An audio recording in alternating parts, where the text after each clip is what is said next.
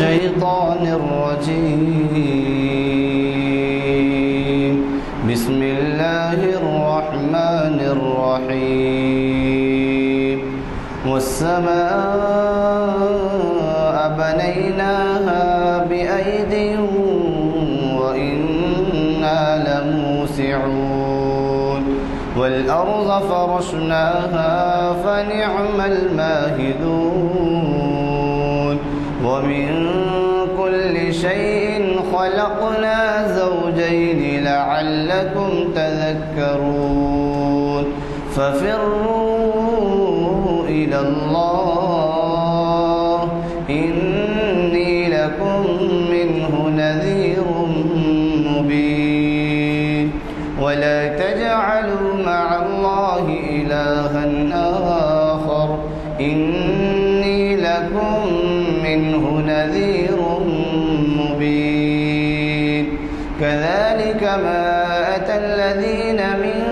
قبلهم من رسول إلا قالوا ساحر أو مجنون أتواصوا به بل هم قوم طاغون. فتول عنهم فما أنت بملوم وذكر فإن الذكرى تنفع المؤمنين. صدق الله العظيم. ہمارے سامعین کے لیے تکلف ہوا ہے کچھ،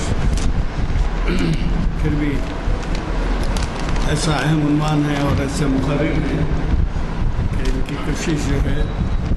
آپ حضرات کو یہاں لے آئی ہے. یہ آج کی جو محفل ہے وہ تاریخ اقسام لیکچر کی سیریز کی 873ویں نشست ہے. آپ کو میں پہلے ہی کہہ چکا ہوں کہ سال میں 45 نشستیں ہوتی ہیں، اور اس کی وجہ یہ ہے کہ ماہ رمضان میں نہیں ہوتی اور کبھی کبھار کچھ تہوار آ جائے یا پھر کرفیو ہو جائے یا بارش ہو جائے، تو اس وجہ سے سال کے 45 کے حساب سے 873ویں نشست اگر آپ حساب لگائیں تو تقریباً 900 اگر نشستیں ہوئے تو 20 سال ہو جاتے ہیں، 450 کا 10 سال. یہ 873ویں نشست. آج کا عنوان ہمارے مقرر صاحب نے حالات کے پس منظر میں دیا ہے، اور آپ کو تو پتہ ہے کہ ہم ہمیشہ عنوان مقرر پہ چھوڑ دیتے ہیں، عنوان نہیں دیتے، اور وہ حالات کا پس منظر کے پیش نظر ایسے عنوانات دیتے ہیں جو دلچسپ تو ہوتے ہیں، لیکن ہم ان کو نہ تو اخبارات میں پڑھنے کے لیے ہمارے پاس وقت ہے، نہ ان کے بارے میں ٹی وی یا ریڈیو پہ سننے کا وقت. آپ کو تو پتہ ہے، اس وجہ سے یہاں پر سامعین میں کہ صاحب نے ہمارے خدمات کی تعریف کرتے ہوئے ہمت افزائی کے طور پر یہ ویب سائٹ لگایا. اور ویب سائٹ کا خرچہ لاکھ سے زیادہ ہوتا ہے، اور ویب سائٹ کی وجہ سے آج دنیا بھر میں دیکھا جاتا ہے. ہمارے پرچے پہ ویب سائٹ کا نمبر بھی ہوتا ہے. میں یہ سب اس لیے کہہ رہا ہوں کہ آپ کو اگر موقع ملے اور یہاں لانا ہو تو آپ ویب سائٹ پہ بھی دیکھ سکتے ہیں اور اپنے اڑوس پڑوس اور بچوں کو جمع کر دکھا سکتے ہیں. تو آج کا جو عنوان ہے اب وہ انہیں کی زبانی سنیے کہ وہ کیا وجہ سے انہوں نے یہ مصر کی اسلامی تحریک حال میں ایک بہت بڑا واقعہ ہوا ہے مصر میں. میں سمجھتا ہوں اس کی وجہ سے انہوں نے یہ عنوان کو پسند کیا ہے. مجھے زیادہ وقت لینا نہیں ہے، میں صرف اتنا کہتے ہوئے کہ ہمارے جو حضرات ہیں ہمارے پرچے لیتے جائیں، اور اگر موقع ملے تو آپ اس تبلیغ سمجھ کے اپنے مساجد میں، محلہ کی مساجد میں لگائیں. یہ اور دوسری بات آپ سے یہ بھی کہنی ہے کہ ہماری اگلی 2 نشستیں ہیں. ایک تو پیر کو ہے، وہ ہے دینی و عصری درسگاہوں میں تعلیم کا آغاز اور ہماری ذمہ داری. وہ اسی دن سب تفصیل معلوم ہو گیا. اور پھر آپ کے جانے پہچانے پروفیسر خواجہ ناصر الدین، جن کو اقبالیات کے اسکالر کہا جا سکتا ہے، وہ جدت کردار اور اقبال کے عنوان سے چہارشنبے کو مخاطب کر رہے ہیں. یہ ہماری تمام محافل اثر کی بات ہوتی ہے اور آلٹرنیٹ ڈے ہفتہ یہ اور چہارشنبے. میں زیادہ وقت لیے بغیر آج کے مخرج صاحب کا ہم اس لیے بھی مشکور ہیں کہ ان کو کئی جگہ سے دعوت خطاب ہوتی ہے اور اب کے جو ہے ان کو ایک ایسی جگہ بلایا گیا تھا جہاں پر دین کا بہت جذبہ ہے اور آپ بھی جانتے ہیں وہ مقام آندھرا میں. بہرحال وہ ہم ان کے مشکور ہیں کہ انہوں نے ہماری محافل محفل کو کروایا ہے. تو بہرحال میں انہیں دعوت خطاب دیتا ہوں اور شہنشین پر تشریف لائے ہیں اور ہمیں استفادے کا موقع دیں. خطاب سے رسول الامین. قابل احترام بزرگان ملت اور معزز سامعین، السلام علیکم ورحمۃ اللہ وبرکاتہ. آج تاریخ اسلام کی جو 873ویں نشست منعقد ہونے جا رہی ہے، اس کے لیے میں نے جو عنوان آج کے اس محفل کے لیے دیا ہے وہ مصر کی اسلامی تحریک، تعارف اور خدمات ہے. یہ عنوان میں نے اس لیے منتخب کیا کہ حالیہ دنوں میں پوری دنیا میں مصر کا نام آتا رہا اور وہاں جو کچھ حالات پیدا ہوئے اور جس طریقے سے مصر کی فوجی حکومت نے مصر کی تاریخ کے پہلے منتخب صدر کو جس انداز میں ذہنی اور جسمانی تکلیف دے کر ان کو موت کے آغوش میں پہنچا دیا، اس پر صرف مسلمان ہی نہیں بلکہ سارے انصاف پسند لوگ اس پر اپنے غصے کا اظہار کیے. دنیا کے مختلف ممالک پر اس پر احتجاج بھی ہوا. آپ جانتے ہیں کہ ڈاکٹر محمد مرسی جو امریکہ میں ایک بڑی یونیورسٹی سے انہوں نے PhD کی تھی، حافظ قرآن تھے، عالم دین تھے اور پھر سب سے بڑھ کر جمہوریت پر ایقان رکھنے والی وہ شخصیت تھی اور مصر کی عوام نے ان کو ووٹ کے ذریعے باضابطہ منتخب کیا تھا. لیکن بعد میں سازشیں ہوئی، ان کو اقتدار سے بے دخل کیا گیا اور ان کو پابند سلاسل کر دیا گیا. انتہا یہ کہ 24 گھنٹے ان کو ایک کال کوٹری میں رکھا گیا. چند لمحوں کے لیے ان کو سورج کی روشنی دکھائی جاتی تھی، پھر اس کے بعد ان کو قید خانے میں بند کر دیا جاتا تھا. حتیٰ کہ ان کو قرآن دیکھ کر پڑھنے کی بھی اجازت نہیں دی گئی اور مختلف وہ امراض کا شکار ہو گئے، لیکن ان کا کوئی علاج کا بندوبست نہیں کیا گیا. یہ باتیں میں اس لیے کہہ رہا ہوں کہ آج ہم سمجھتے ہیں کہ انسانی حقوق کا دور چل رہا ہے، لوگوں کے انسانی حقوق کا تحفظ کیا جا رہا ہے، جمہوریت کا دورہ ہے، ہر ایک کو اپنی بات رکھنے کی آزادی حاصل ہے، عوام کو حق ہے کہ وہ اپنے نمائندوں کا انتخاب کریں. بین الاقوامی بڑے بڑے ادارے ہم نے قائم کر لیے اور یہ کہا گیا کہ اب اس کے اندر کسی کے ساتھ ناانصافی نہیں ہوگی، ہر ملک کے شہریوں کو اپنے حکمرانوں کو منتخب کرنے کا حق ہوگا، کوئی بیرونی طاقت اس میں مداخلت نہیں کرے گی. لیکن مصر کے اندر یہ جو ڈرامہ کھیلا گیا، یہ ساری چیزیں وہاں پر ایک افسانہ نظر آتی ہے. انسانی حقوق کی پامالی آپ دیکھتے ہیں کہ ڈاکٹر مرسی کی جو پارٹی تھی بردرہڈ کے نام سے،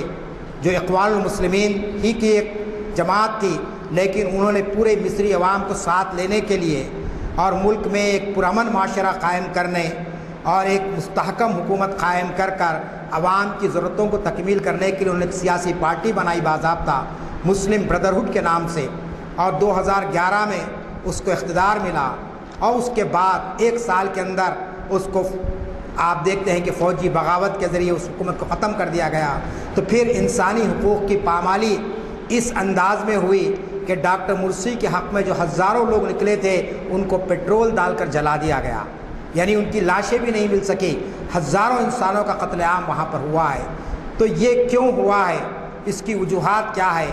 اور پھر اس کے پیچھے کیا سازشیں کام کر رہی ہے، یہ جاننا ہمارے لیے بہت ضروری ہے. ڈاکٹر مرسی کی شہادت کے بعد مسلمانوں نے غم غصے کا اظہار کیا اور جو بیرونی طاقتیں تھیں، جو اسلام دشمن طاقتیں تھیں، انہوں نے کہا کہ آج مصر سے ایک دہشت گرد کا خاتمہ ہو گیا ہے.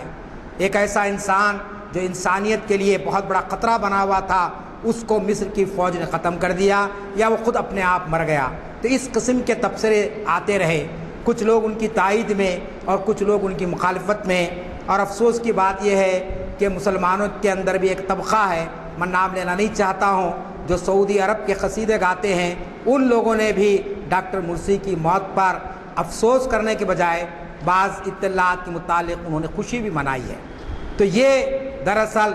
ریال اور دینار کی جو خواہش جب پیدا ہو جاتی ہے اور جب تمغے ملنے شروع ہوتے ہیں لوگوں کو، خطابات، تو پھر اس قسم کی ذہنیت پروان چڑھتی ہے۔ اس میں دانشور بھی ہے اور بدقسمتی سے اس میں ایسے علماء بھی ہے جن کو لوگ عالم سمجھتے ہیں، لیکن انہوں نے بھی مرسی کی موت پر جو ہے نا غم کے بجائے خوشی کا اظہار کیا۔ تو میں نے سمجھا کہ ضرورت اس بات کی ہے کہ ہم حقائق کو جاننے کی کوشش کریں۔ میرا لیکچر ڈاکٹر مرسی پر نہیں ہے، میرا لیکچر جو ہے وہ دراصل اقوام المسلمین پر ہے۔ اور اقوام المسلمین کیا ہے؟ مصر کی ایک اسلامی تحریک ہے، اور اس تحریک کے کیا خدمات رہے ہیں، اس تحریک نے مصر کے اندر کس قسم سے انقلاب لایا اور کس طریقے سے مصر کی اس عظمت کو پھر سے بحال کرنے کی اس نے کوشش کی، اس کو میں آپ کے سامنے رکھنے کی کوشش کروں گا۔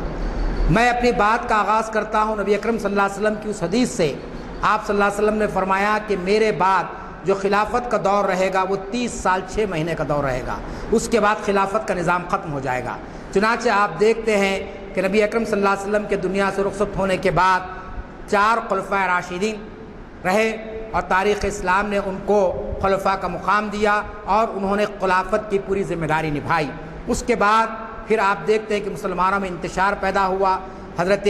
عثمان غنی رضی اللہ تعالیٰ عنہ کے بعد جو اختلافات پیدا ہوئے سن 35 ہجری میں، اور جس کے اندر جنگ جمل ہوئی، جنگ صفین ہوئی، جس میں 2 طرف بھی مسلمان تھے اور دونوں طرف بھی قرآن کے ماننے والے تھے، دونوں طرف بھی کلمے کے پڑھنے والے تھے، لیکن آپس میں یہ لڑے اور 80,000 مسلمانوں کا قتل ہوا جنگ جمل میں۔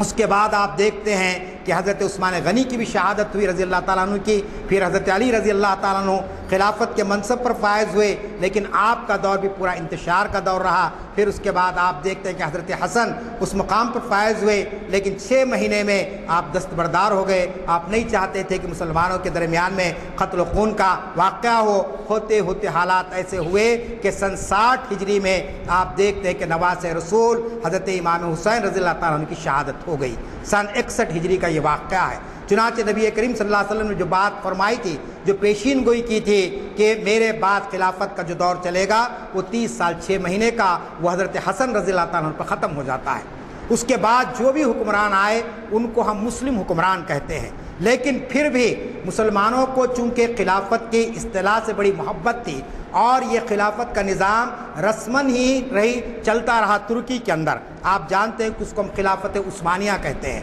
اور خلافت عثمانیہ یا پھر آپ کے ترکی کے خلیفہ سے حیدرآباد جو تعلقات رہے، وہ جناب غلام یزدانی صاحب، ہمارے بزرگ عمر علی خان صاحب جانتے ہیں کہ بادشاہ وقت نے وہاں کی شہزادیوں کو یہاں لایا اور ان کا یہاں پر نکاح ہوا، یہ ہماری تاریخ ہے۔ تو حیدرآباد کا اور ترکی کا اور خلافت عثمانیہ سے حیدرآباد کا ایک بہت تاریخی تعلق ہے، وہ کسی اور موقع پر میں بیان کروں گا۔ میں آپ کو بتانا چاہتا ہوں کہ خلافت کا ایک نظام قائم تھا، بہرحال رسمی طور پر ہی صحیح، لیکن پہلی جنگ عظیم کے بعد اس خلافت کے نظام کو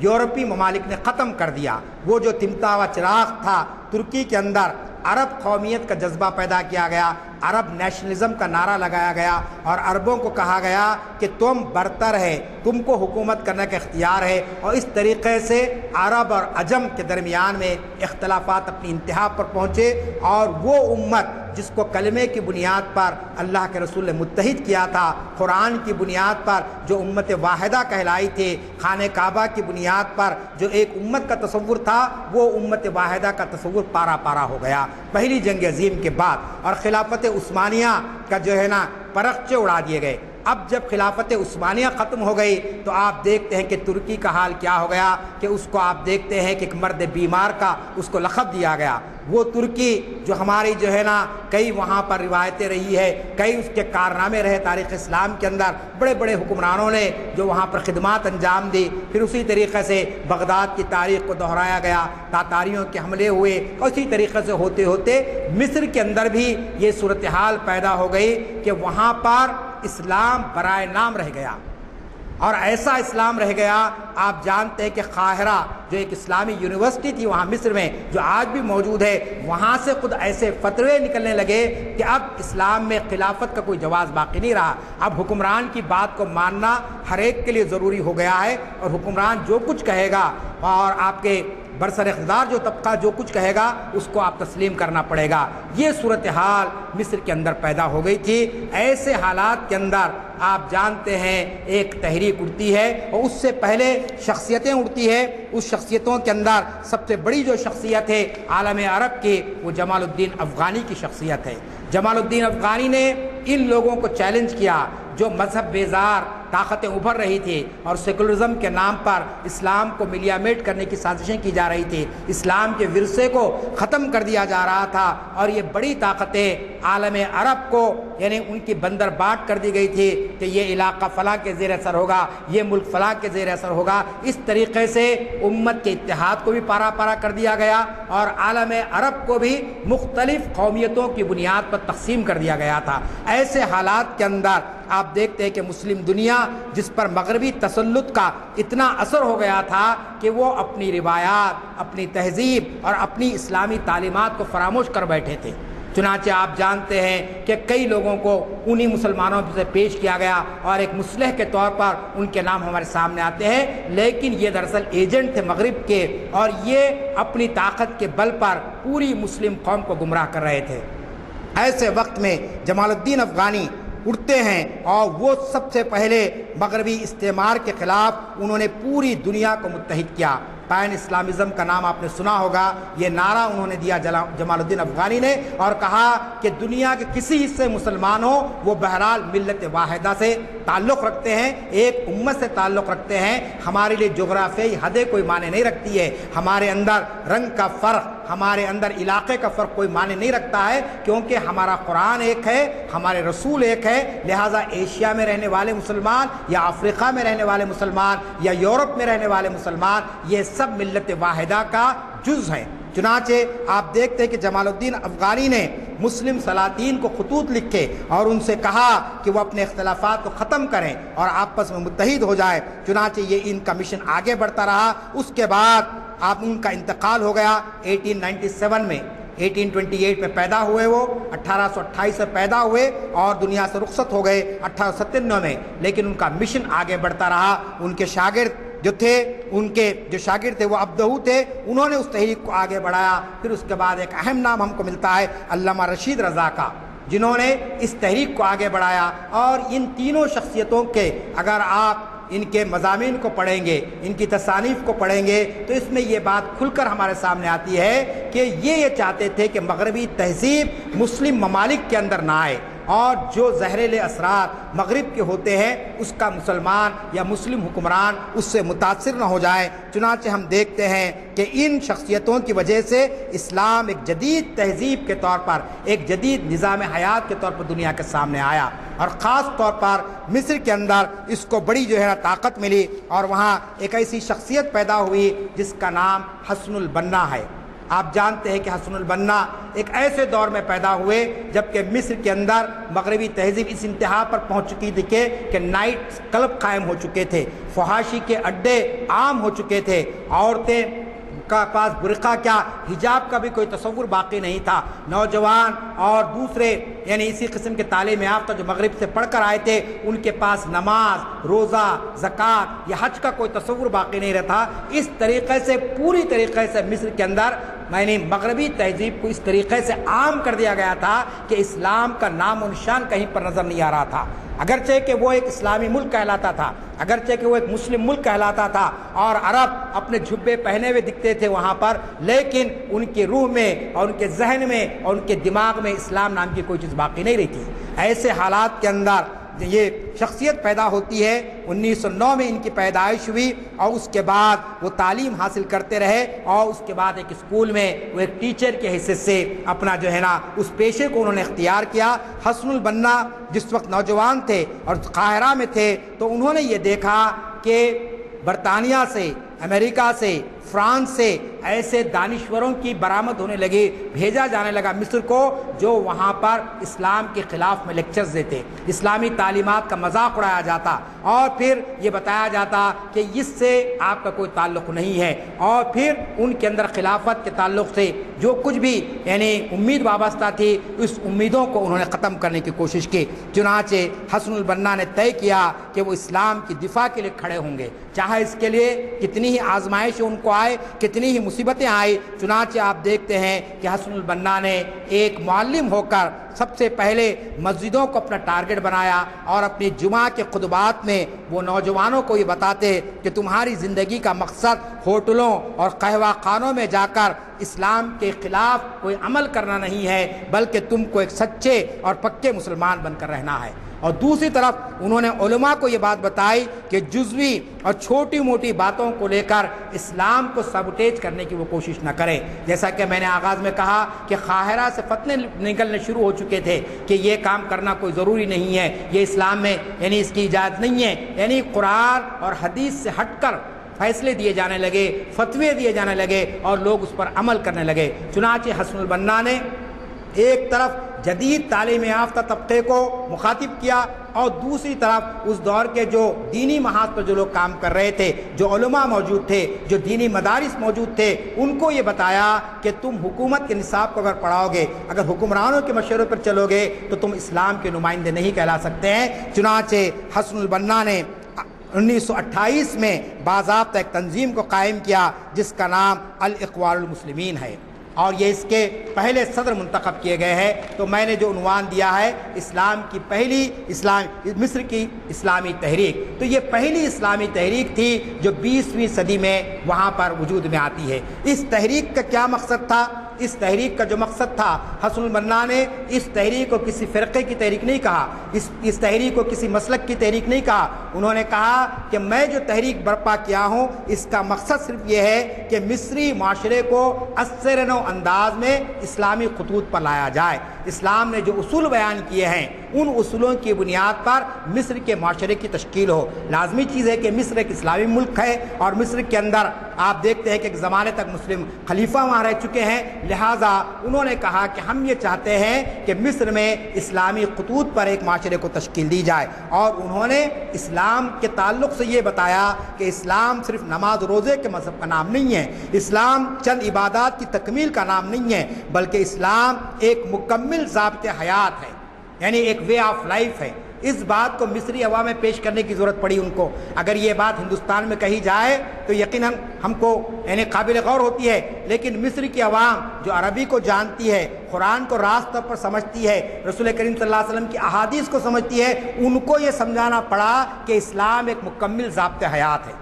آپ جانتے ہیں کہ قرآن مجید میں متعدد مقامات پر یہ بات کہی دی گئی ہے کہ اسلام ایک مکمل نظام ہے، اور ہم سب کا ایمان اس پر ہے، ہمارا یہ عقیدہ ہے کہ اسلام ایک مکمل دین ہے۔ اس میں معاشرت بھی ہے، اس میں معیشت بھی ہے، اس میں سیاست بھی ہے، زندگی کا ہر اصول اس میں بیان کر دیا گیا ہے۔ تو اس طریقے سے عربوں کو یہ بتانے کی نوبت آئی کہ اسلام ایک مکمل دین ہے، اسلام ایک مکمل ضابط حیات ہے۔ چنانچہ حسن البنا نے اس تحریک کا آغاز کیا، لیکن افسوس یہ ہے کہ مصر کا وہ طبقہ جو مغربی تہذیب سے شکست خوردہ ہو گیا تھا، اس نے امام کی اس باتوں کو قبول نہیں کیا، انہوں نے تسلیم نہیں کیا کہ اب یہ کیا باتیں اب کر رہے 20ویں صدی کے اندر کہ صاحب نماز پڑھیے، روزہ رکھیے اور یہ دین پر چلیے۔ اب چونکہ پورا مغرب کی معاشرہ میں وہ جو ہے سب مصر ڈھل چکا تھا اور مغربی ذہنیت ان پر پوری طریقے سے مسلط ہو گئی تھی، اور مادی نظریات ان کے اندر اس طریقے سے آ گئے تھے کہ وہ اس کو چھوڑنا نہیں چاہتے تھے۔ لیکن حسن البنا نے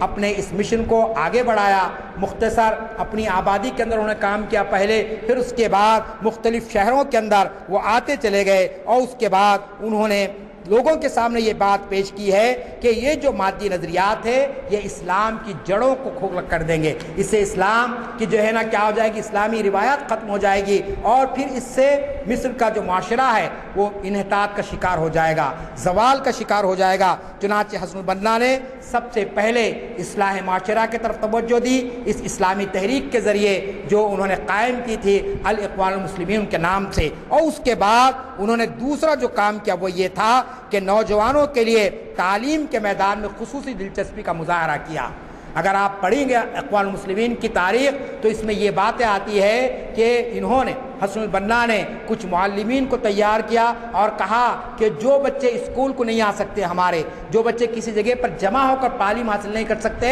تم ان مقامات پر جا کر ان کو تعلیم کا انتظام کرو۔ چنانچہ تعلیم بالغان کا تصور مصر میں عام ہوا، خواتین کے لیے گھروں میں تعلیم کا انتظام حسن البنا نے اس تحریک کے ذریعے کیا۔ اور پھر اسی طریقے سے جو سیکولر تعلیمی نظام مصر میں رائج کیا گیا تھا، اور وہ سیکولر تعلیمی نظام مادی نظریات پر تھا، حسن البنا نے اس سیکولر نظام کو ایک اسلامی تعلیمی نظام کے متبادل کے طور پہ پیش کیا۔ اور اسلامی تعلیمی نظام کیا ہے، اسلام کی قسم کی تعلیم کو دینا چاہتا ہے نسلوں کے لیے، اس کی طرف آپ نے متوجہ کیا۔ اور اس کے بعد آپ جانتے ہیں کہ تعلیمی انقلاب کے نتیجے میں ہی وہاں پر ڈاکٹر مرسی جیسے لوگ پیدا ہوئے ہیں۔ یہ بات یاد رکھ لیجئے کہ جیسا کہ میں نے آغاز میں کہا کہ ڈاکٹر مرسی جہاں ایک طرف پی ایچ ڈی تھے، ڈاکٹر آف فلاسفی انہوں نے کی ہے، دوسری طرف حافظ قرآن بھی تھے۔ ہزاروں لاکھوں اخوان المسلمین کے ایسے کارکن مصر میں آج بھی موجود ہے، تیونس میں آج بھی موجود ہے، اور مختلف عرب ممالک میں موجود ہے، کہ ایک طرف عصری علوم انہوں نے حاصل کیا اور دوسری طرف انہوں نے قرآن و حدیث کا علم حاصل کیا۔ ہمارے پاس ہندوستان میں، پاکستان میں اگر کوئی بچہ حافظ قرآن بنتا ہے، کوئی عالم دین بنتا ہے، ہم اس کو سائنس پڑھانا نہیں چاہتے ہیں، ہم اس کو میتھمیٹکس پڑھانا نہیں چاہتے، اور کوئی سائنس اور میتھمیٹکس پڑھتا ہے، ہم یہ سمجھتے ہیں کہ اس کو قرآن پڑھنے کی ضرورت باقی نہیں رہی ہے، اس کو حدیث پڑھنے کی ضرورت باقی نہیں ہے۔ یہ علم کی تقسیم بر صغیر ہند و پاک میں زیادہ ہوئی ہے، عربوں کے اندر یہ چیز نہیں پائی جاتی ہے۔ چنانچہ آپ دیکھتے ہیں کہ حسن البنا نے جو اسلامی نظام تعلیم دنیا کے سامنے پیش کیا اور مصر کے معاشرے کو اس پر استوار کیا، اس کے نتائج آپ دیکھتے ہیں کہ 30 سال کے اندر لوگوں کے سامنے آ گئے کہ یہ تحریک ایک ایسی طاقتور تحریک بن گئی کہ جس کے اندر ہر شخص پڑھا لکھا تھا، کوئی شخص جاہل نہیں ہے اخوان المسلمین کے اندر، کوئی شخص ان پڑھ نہیں ہے، اور پھر دونوں علوم پر دسترس رکھنے والا، اگر وہ ماہر معاشیات ہے تو اس کے ساتھ وہ حافظ قرآن ہے، اگر وہ ماہر سیاسیات ہے، ممبر آف پارلیمنٹ ہے، تو پھر اسلام کے اصول سیاست پر بھی وہ اپنی جو ہے نا پوری نظر رکھتا ہے۔ تو اس طریقے سے حسن البنا نے جو کام کیا وہ دراصل نظام تعلیم۔ تیسرا جو ان کا کام ہے اقوام المسلمین کا، اس کی خدمات میں آپ کے سامنے رکھ رہا ہوں کہ سماجی خدمات۔ آپ جانتے ہیں کہ لوگوں کو قریب کرنے کے لیے جو سب سے اہم چیز ہوتی ہے وہ سماجی خدمت ہوتی ہے، سوشل سروس۔ اسلام نے سوشل سروس پر جتنا زیادہ زور دیا ہے اور نبی اکرم صلی اللہ علیہ وسلم نے عمل کر کے جتنا بتایا ہے، دنیا کے کسی مذہب میں نہیں پائی جاتا ہے۔ لیکن افسوس کی بات یہ ہے کہ مسلمانوں کے پاس سوشل سروس کا تصور ختم ہو گیا۔ ہم مثالیں لیتے ہیں عیسائی مشنریز کی، ہم مثال دیتے ہیں مدر ٹریسا کی کہ انہوں نے سوشل سروس کا ایک بڑا ریکارڈ قائم کیا، یقیناً قائم کیا، لیکن انہوں نے لیا کہاں سے یہ چیز؟ انہوں نے اسلام سے یہ چیزیں لی ہے۔ آپ دیکھتے ہیں کہ اسلام میں بات کہی گئی کہ اگر کوئی شخص کسی بھی مصیبت میں گرفتار ہے تو اس کی فوری مدد کی جائے، کوئی بیمار ہے تو اس کی تیمارداری کی جائے، کوئی قرض دار ہے تو اس کے قرض کو ختم کرنے کے لیے کوئی یعنی اس کی راہ تلاش کی جائے۔ چنانچہ اقوام المسلمین کا ایک بہت بڑا کارنامہ یہ رہا کہ انہوں نے مصر کے معاشرے کے اندر سماجی خدمات کا ایسا ریکارڈ قائم کیا کہ بعض مقامات پر حکومت وہ کام نہیں کر سکی ہے۔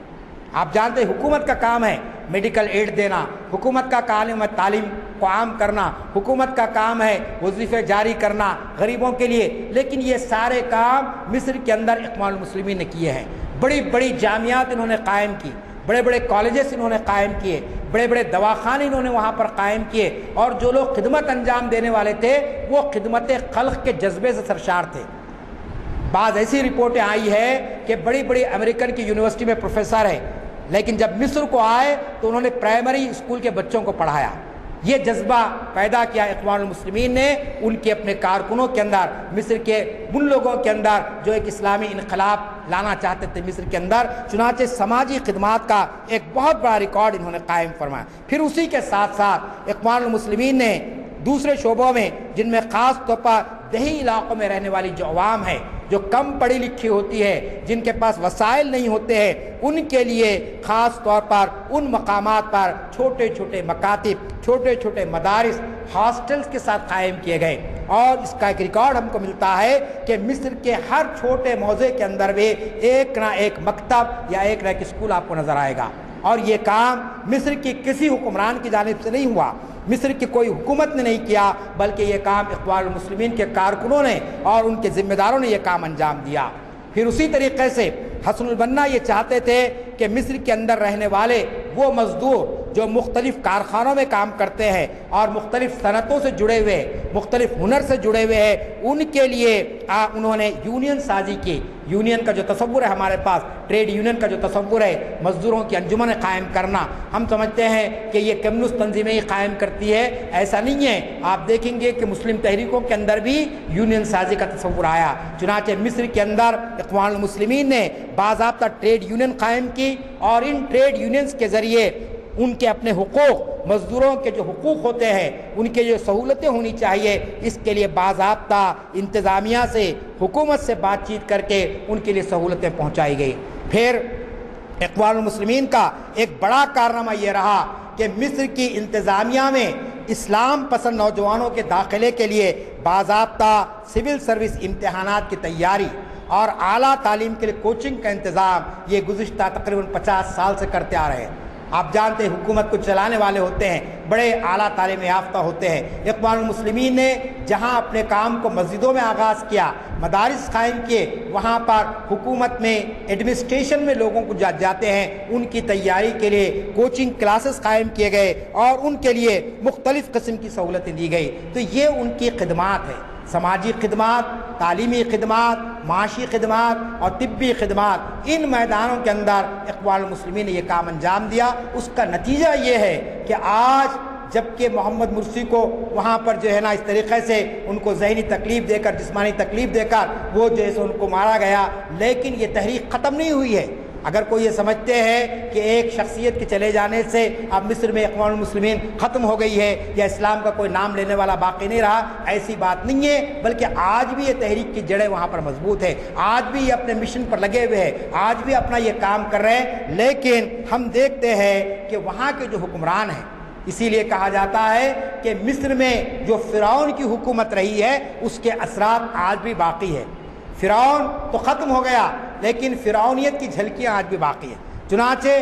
جو آج وہاں پر فوجی جرنل ہے یا اس سے پہلے کے جو لوگ گزر چکے ہیں، انہوں نے ایک ایسی تنظیم کو جو مصر کے اندر تعلیمی انقلاب لانا چاہتی ہے، جو مصر کے اندر سماجی انقلاب لانا چاہتی ہے اور جو مصر کے اندر ایک پرامن معاشرہ قائم کرنا چاہتی ہے، آپ دیکھتے ہیں کہ مصر کے بڑے سے بڑے قائد اور چھوٹے سے چھوٹے کارکن کے ساتھ وہاں کی حکومت نے بڑا ظالمانہ رویہ اختیار کیا۔ جب تو میڈیا اتنا مشہور نہیں تھا، لیکن آپ جانتے ہیں کہ حسن البنا کو کس طریقے سے شہید کیا گیا، کہ آپ دیکھتے ہیں کہ پہلے تو ان کی تنظیم اخوان المسلمین پر پابندی لگا دی گئی اور اس کے بعد 1949 میں جب کہ وہ نکل کر جا رہے تھے مسجد سے، ان کو جو ہے نا گولیوں سے مار کر ان کو جو ہے شہید کر دیا گیا۔ اس طریقے سے ہزاروں لوگ وہاں پر شہید کر دیے گئے۔ اور پھر ان کا قصور صرف یہ رہا کہ وہ یہ چاہتے تھے کہ ایک ایسا معاشرہ وہاں پر قائم کیا جائے، ایک ایسی چیز وہاں پر قائم کی جائے جو عربوں کے لیے بھی ایک افتخار کی باعث ہو سکے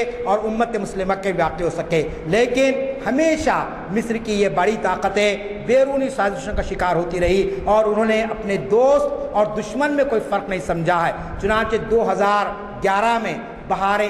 آپ کے اسلام کے نام پر جو انقلاب شروع ہوا تھا آپ کے پورے عرب علاقے کے اندر، آپ دیکھتے ہیں کہ سب سے پہلے وہ انقلاب مصر میں آیا اور مصر کے اندر پہلی مرتبہ ایک ایسی پارٹی کو وہاں پر حکومت ملی جو عوام کی منتخب کردہ تھی، لیکن کچھ ہی عرصے کے بعد پھر حالات بگڑ گئے اور اس طریقے سے وہاں کی صورتحال پیدا ہو گئی۔ تو یہ دراصل اسلامی تحریکوں کے ساتھ ہر جگہ پر اور ہر مقام پر ایسا ہوتا رہا ہے۔ دنیا سے آج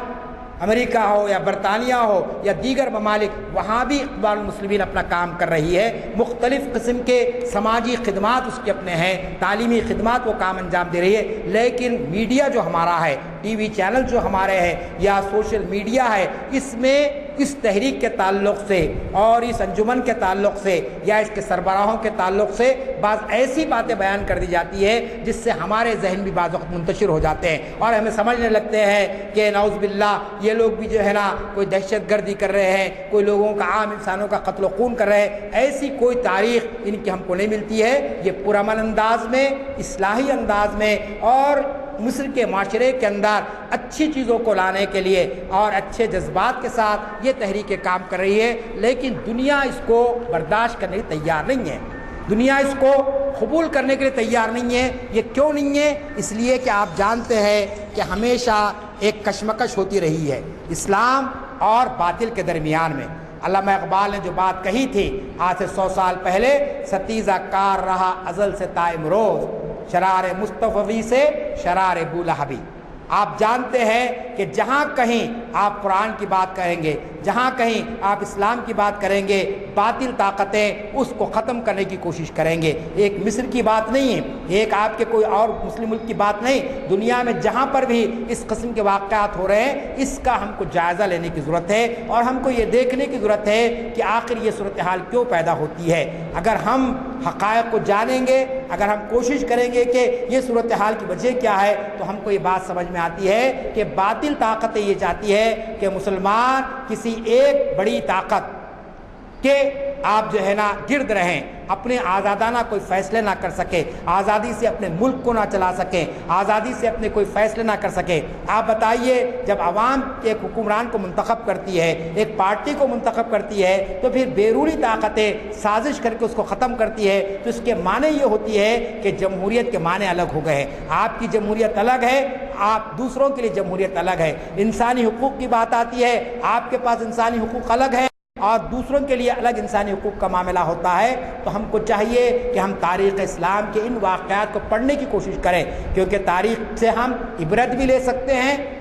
تاریخ سے ہم سبق بھی لے سکتے ہیں۔ عبرت کے واقعات فرعون کے تعلق سے کہا گیا، یعنی مصر کے تعلق سے ہم جانتے ہیں کہ فرعون نے کس طریقے سے وہاں پر اپنے خدا ہونے کا اعلان کیا تھا۔ حضرت موسیٰ علیہ السلام سے جو آپ کا معرکہ ہوا، اور کس انداز میں وہاں پر جو ہے نا باطل طاقتیں اسلام کو ملیمیٹ کرنے کی کوشش کی، اس کے بعد سے یہ سلسلہ چلتا ہی رہا، اور آج تک یہ سلسلہ چل رہا ہے، اور اتنا دراز ہو گیا کہ آج بڑے بڑے لوگ جو ہے نا اس سے خوف کھاتے ہیں کہ صاحب ہم اسلام کا نام لیں گے تو ہمارا ساتھ یہ ہو جائے گا، اگر ہم اسلام کی بات کریں گے تو ہمارا جینا حرام ہو جائے گا۔ لیکن ہم کو سبق لینا چاہیے ایسی تحریکوں سے اور ایسی جماعتوں سے کہ اتنے مصائب آنے کے باوجود، اتنی مشکلات آنے کے باوجود یہ لوگ اسلام پر قائم ہیں، اسلام کی تبلیغ اور اسلام کی اشاعت کا کام انجام دے رہے ہیں۔ تو میں یہ چاہتا ہوں کہ خاص طور پر ہم 20ویں صدی میں جو اسلامی تحریکیں اٹھی ہے، اس کا خاص طور پر مطالعہ کریں۔ ہندوستان کے اندر بھی اور آپ کے عالم عرب کے اندر بھی بہت سی اسلامی تحریکوں نے کام کیا ہے، اور پھر بڑی بڑی شخصیات ہم کو اسلامی تحریکوں کی ملتی ہے۔ ہندوستان کے اندر آپ جانتے ہیں کہ مولانا سید ابو الاعلیٰ مودودی، جنہوں نے جماعت اسلامی قائم کی، ایک اسلامی تحریک ہے، اس کا ایک اپنا لٹریچر ہے، اور وہ جو بات دنیا کے سامنے پیش کر رہی ہے اس پر ہم کو غور و فکر کرنا چاہیے۔ اسی طریقے سے آپ دیکھیں ترکی کے اندر نجم الدین اربکان کی تحریک شروع ہوئی، اور ابھی جو وہاں پر ہے صدر، وہ کس طریقے سے وہاں پر کام کر رہے ہیں۔ پھر اسی طریقے سے ہمارے پاس تبلیغی جماعت کا کام ہے، کس طریقے سے یہ کام ہو رہا ہے ان کا، اس پر بھی ہم کو غور کرنا چاہیے۔ آج ہمارے پاس امت کے اندر ایک مزاج یہ بن گیا ہے کہ ہم تنقید کرنے کے عادی ہو گئے ہیں۔ ہم یہ سمجھتے ہیں کہ فلاں نے کیا کیا، فلاں نے کیا کیا، یہ پریشانی آ گئی، یہ مصیبت آ گئی۔ ہم یہ غور نہیں کرتے ہیں کہ ان حالات کے اندر ہم کو کیا کرنا چاہیے۔ تو اسلامی تحریکیں پوری دنیا میں ہیں۔ آپ جانتے ہیں کہ اللہ کی یہ سنت ہے کہ اللہ تعالیٰ ہر 100 سال کے بعد ایک مجدد کو پیدا کرتا ہے، دین کے احیا کرنے والے کو پیدا کرتا ہے۔ یہ اللہ کی سنت ہے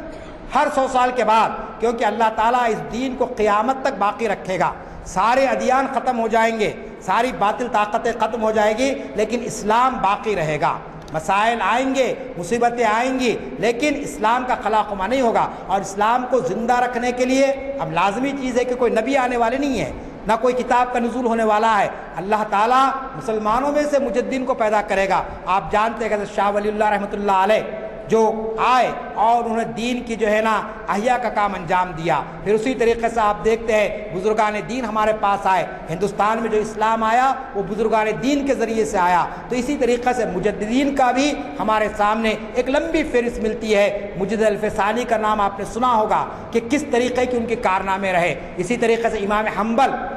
خلق قرآن کا مسئلہ اٹھا تھا حکمران نے کس طریقے سے آپ پر ظلم اور بربریت کے پہاڑ چھوڑے، لیکن اس کے باوجود امام حنبل اپنے اس عقیدے پر قائم رہے، تو یہ اللہ کی سنت ہے۔ اللہ تعالیٰ ایسی برگزیدہ ہستیوں کو پیدا کرتا ہے اور ان کے ذریعے اسلام کا کام لیتا ہے۔ 20ویں صدی اگرچہ کہ بہت سے مسائل آئے، حکومتوں کا خاتمہ ہو گیا، خلافت آپ کے عثمانیہ ختم ہو گئی، مسلمانوں کا سیاسی زوال آ گیا، لیکن اس کے باوجود ان تحریکوں نے اسلام کو زندہ رکھا۔ اسی کا نتیجہ ہے آج ہم اسلام پہ قائم ہیں۔ یہ بات یاد رکھ لیجئے، اگر یہ تحریکیں اس دور میں نہیں اٹھتی اور ہندوستان کے اندر علماء کرام دارالعلوم دیوبند قائم نہ کرتے، سر سید علی گڑھ مسلم یونیورسٹی قائم نہ کرتے، اور پھر اسی طریقے سے بعد میں یہ بزرگان دین مولانا ابوالکلام آزاد سے لے کر مولانا ابوالحسن علی ندوی تک ایسی شخصیتیں اللہ تعالیٰ اس بر صغیر میں پیدا نہیں کرتا، تو میں یہ سمجھتا ہوں کہ مسلمان اسلام پر اس طریقے سے ثابت قدمی کے ساتھ قائم نہیں رہ سکتے تھے جیسے کہ آج قائم ہیں۔ کیوں کہ ان کی قربانیاں ہیں، ان کی محنتیں ہیں، اس کے نتیجے میں ہم پر یہ ذمہ داری عائد ہوتی ہے، ہم اس مشن کو لوگوں کے سامنے لائے، ہم اس کو پیش کرنے کی کوشش کریں۔ میں ایک شعر پر اپنی بات کو ختم کرتا ہوں۔ ایک شاعر نے کہا، تندیے باد مخالف سے نہ گھبرائے عقاب، تندیے باد مخالف سے نہ گھبرائے عقاب، یہ اڑتی ہے تجھے اونچا اڑانے کے لیے۔ کہ آزمائشیں آتی ہے، مصیبتیں آتی ہے۔ آج لوگ یہ سمجھ رہے ہیں کہ مصر کے اندر ڈاکٹر مرسی کی شہادت کے بعد اب مصر میں اسلام باقی نہیں رہے گا، اب مسجدیں بند ہو جائیں گی، اب کوئی اسلام کا نام نہیں لے گا۔ آپ دیکھیں گے کہ اللہ تعالیٰ وہیں سے اسلام کو سربلند کرے گا، اور جن لوگوں نے اسلام پسند تحریک کے ساتھ اس قسم کے ظلم کا رویہ اختیار کیا، اللہ تعالیٰ ان کو بھی اسی طریقے سے بہت ہی خطرناک انجام پر لے جائے گا۔ جنرل سیسی جو وہاں کا سربراہ ہے فوج کا، اس نے یہ ظلم ڈھایا ہے، اور کس کے اشارے پہ ڈھایا، کس کے منصوبے کی وہ تکمیل کر رہا ہے، وہ مجھے کہنے کی ضرورت نہیں ہے، لیکن اللہ تعالیٰ کی ایک سنت ہے، اللہ تعالیٰ مہلت دیتا ہے، اور مہلت کے جا پکڑتا ہے تو پھر اس کے لیے کوئی جائے قرار نہیں ہے۔ قرآن کی آیت یاد رکھ لیجئے، اللہ تعالیٰ فرماتا ہے کہ کیا کہا، وَلَنَبْلُوَنَّكُمْ بِشَيْءٍ مِّنَ الْخَوْفِ وَالْجُوعِ وَنَقْصٍ مِّنَ الْأَمْوَالِ وَالْأَنفُسِ وَالثَّمَرَاتِ وَبَشِّرِ الصَّابِرِينَ، کہ بے شک ہم تم کو آزمائیں گے، جانوں کا نقصان کر کے، مال کا نقصان کر کے، تمہارے پھلوں میں نقصان کر کے، اور جو لوگ ان سارے نقصانوں کو برداشت کرتے ہوئے یہ کہیں گے کہ ہم اللہ ہی کے ہیں اور ہمیں اللہ ہی کی طرف پلٹ کر جانا ہے، تو ان کو خوشخبری ہے، ان کو اللہ کی طرف سے بشارت ہے، اور یہی لوگ کامیاب ہونے والے ہیں۔ تو ہماری نظر میں ڈاکٹر مرسی جو اخوان المسلمین کے بڑے قائد تھے، وہ شہید ہے، اور شہید کا خون کبھی رائے گا نہیں جاتا ہے۔ اللہ تعالیٰ شہید کی شہادت کو ایسا ہی رائے گا نہیں کر دیتا ہے، اس کے ذریعے سے بڑے بڑے مجاہدین پیدا ہوں گے، بڑے بڑے آپ کے جو ہے نا دین کے احیا کرنے والا پیدا ہوں گے، اور جہاں جہاں اسلام کا کام کرنے والوں پر مصیبتیں آ رہی ہے، پریشانیاں آ رہی ہے، اللہ تعالیٰ وہاں سے ہی اسلام کو سربلند عطا کرے گا، کیونکہ اللہ کا یہ بھی قانون ہے، ان تنصروا اللہ ینصرکم ویثبت اقدامکم۔ قرآن کی آیت ہے سورہ محمد کی، ایک آیت کا ٹکڑا میں رکھ رہا ہوں آپ کے سامنے، ان تنصروا اللہ ینصرکم، کہ تم اللہ کی مدد کرو، اللہ تمہاری مدد کرے گا، وَيُثَبِّتْ أَقْدَامَكُمْ، اور تم کو ثابت قدم کر دے گا، تمہارے قدموں کو جما دے گا۔ اب آپ مجھے بتائیے کہ اللہ کی مدد آپ کیا کریں گے؟ آپ خود بندے معذور ہیں، اگر آپ کا ہاتھ ٹوٹ جائے تو آپ کھا نہیں سکتے، اگر آنکھ کو کچھ نقصان ہو جائے دیکھ نہیں سکتے، پاؤں کو کچھ نقصان ہو جائے تو چل نہیں سکتے، تو ایسا بندے معذور اللہ کی کیا مدد کرے گا؟ ایک سوال ہے۔ اللہ کہہ رہا ہے کہ ان تنصروا اللہ، کہ تم اللہ کی مدد کرو تو اللہ تمہاری مدد کرے گا اور تم کو جما دے گا۔ تو مفسرین نے لکھا ہے ان تنصروا اللہ سے مراد اللہ کے دین کی مدد ہے، اللہ کے امت کی مدد ہے، کہ اللہ نے جس دین کو لایا ہے اس دین کی مدد کریں گے تو اللہ تعالیٰ آپ کو ثابت قدم کر دے گا۔ آج جو لوگ دین کی مدد کر رہے ہیں، ہمارے اپنے ملک کے تناظر میں آپ دیکھیے کہ لوگوں کو مار دیا جا رہا ہے، کس بنیاد پر؟ مسلمان ہونے کے ناطے۔ آج اخبار میں آپ نے پڑھا کہ دینی مدارس کے بچے کرکٹ کھیل رہے تھے، وہاں پر بجرنگ کے لوگ گئے اور کہے کہ جے شری رام کو جب انہوں نے نہیں کہا تو ان کو اتنا مارا پیٹا کہ 4-5 بچے دواخانے میں داخل ہیں، آپ دیکھ رہے ہیں ٹی وی پر۔ اسی طریقے سے ایک نوجوان 22 سال کا نوجوان 24 سال کا تبریز انصاری جس کی شادی ہوئی 2 مہینے نہیں ہوئے تھے، آپ جانتے ہیں کہ اس کو 12 گھنٹے ایک برقی کھمبے سے مار کر پیٹا گیا اور لاٹھیوں سے پیٹا گیا، اور جب نیم مردہ حالت میں ہو گیا تو پولیس اسے لے جاتی ہے، بجائے دواخانہ پہنچانے کے اس کو گرفتار کرتی ہے اور 12 گھنٹے کے بعد دواخانے کو پہنچاتی ہے، اس کا انتقال ہو جاتا ہے۔ آپ نے اخبارات میں پڑھا کہ اس کے سر پر جو لاٹھیاں پڑی اس کے نتیجے میں اس کا برین ہیمریج ہو گیا۔ آج کہا گیا کہ ڈاکٹر اور پولیس اس کے جو ایسو مجرم ہیں انہوں نے اس طریقے سے نقصان پہنچایا۔ آپ سمجھتے ہیں کہ یہ جو واقعات ہو رہے ہیں یہ کیا یوں ہی چلے جائیں گے؟ یقیناً اللہ تعالیٰ ظالموں کو مہلت دیتا ہے، اور جب ظلم کی انتہا ہو جاتی ہے تو پھر اللہ تعالیٰ اپنی مشیت کے مطابق ظالموں کو کیفر کردار تک پہنچاتا ہے۔ لہذا ہم کو اسلامی تحریکوں کے معاملے میں اور مسلمانوں پر جو مصیبتیں آ رہی ہے، جو پریشانیاں آ رہی ہے، اس پر ہم کو مایوس نہیں ہونا ہے،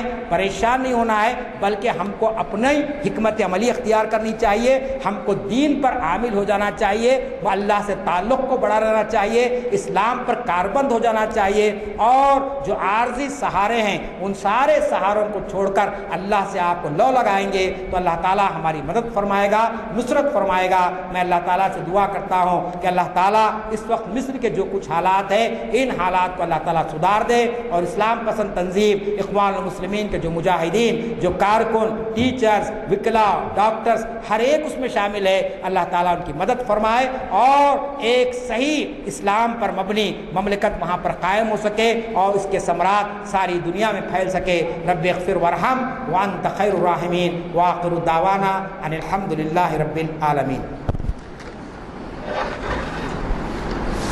السلام علیکم۔ السلام علیکم۔ حضرت تحریر کی کتابت کی صفت بیان کی جاتی ہے شعلہ بیانی۔ اب شعلہ بیانی میں دو قسم ہیں، ایک تو لفاظی ہے، جذبات کو ابھار دینا، کچھ کا کچھ بول دینا، معلومات تو زیادہ نہیں ہوتے، ان کو بڑے اچھے الفاظ کا جامع پہنا دینا، اور ایک دوسرے گہری مطالعے کا ہوتا ہے۔